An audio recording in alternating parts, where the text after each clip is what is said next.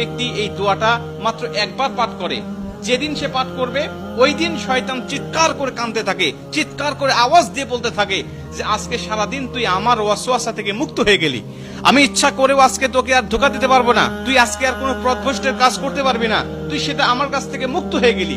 মানে এই দোয়াটার এতটাই পাওয়ার, এতটাই ক্ষমতা আল্লাহ পাক দিয়ে দিয়েছেন। অতএব আমরা এই দোয়াটা মুখস্থ রাখবো, ছোট্ট একটি দোয়া মুখস্থ করে প্রতিদিন আমরা তেলাওয়াত করব। আমরা কিন্তু অনেকে আছি পাপ ছাড়তে চাই, কিন্তু আমরা এমন কিছু দেখি বা এমন কিছুর সম্মুখীন আমরা হয়ে যাই, ওটা দেখার পরে আমরা নিজের উপরে নিজের কন্ট্রোলটা হারিয়ে ফেলি, তখন আমরা পাপ করতে বাধ্য হই বা পাপ শয়তান আমাদেরকে করিয়ে ফেলে।